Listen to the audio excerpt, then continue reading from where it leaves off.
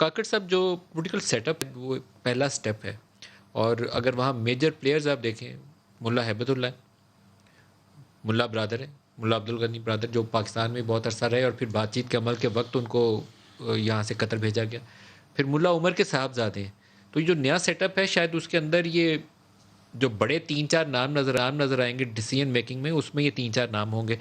لگتا ہے آپ کو کہ یہ ایک سیاسی حکومت بنانے میں ان کا ایک کردار جو ہے وہ معاونت فراہم کرے گا؟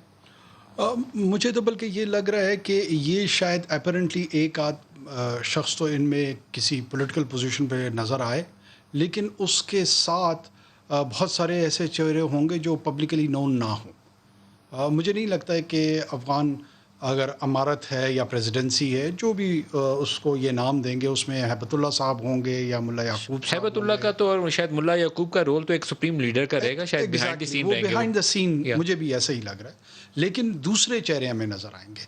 اور اصل امپورٹنٹ چیز جو ابھی شرکا بھی اس گفتگو میں کر رہے تھے، لگ یہ رہا ہے کہ ریجن کی جو سینس ڈیولپ ہو رہی ہے وہ سب کی سب ایک پیسفل افغانستان کی طرف سینس ڈیولپ ہو رہی ہے. جو غنی صاحب سے ہسٹورک اپرچونٹی مس ہوئی، وہ یہ سمجھے کہ افغانستان کا جو کیوس کریٹ کرنا ہے اس میں ان کا سٹیک ہوگا. اس میں انڈین سٹیک تو تھا، لیکن ہی couldn't ریڈ اٹ کہ United State is not here to alter the جغرافی آف دا ریجن.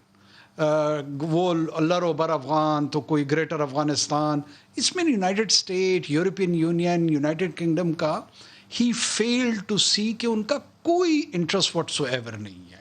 یہ جو الٹرا نیشنلزم کی کانسٹیٹنسی انہوں نے کریٹ کرنے کی کوشش کی اور ایک رانگ پریورٹی رکھی، اس سے تاریخ میں جو افغانستان کے اندر کامن افغان تھا، چاہے وہ پشتون ہے، ہزارہ ہے، ازبک ہے، وہ تاریخی مجرم گردانے جائیں گے. اس طرف کے پشتونوں کے لیے انہوں نے کیا کرنا تھا، اس طرف کے لوگوں کو تباہی کے دانے پہ کھڑا کیا، جنگ و جدل کے دانے پہ کھڑا کیا.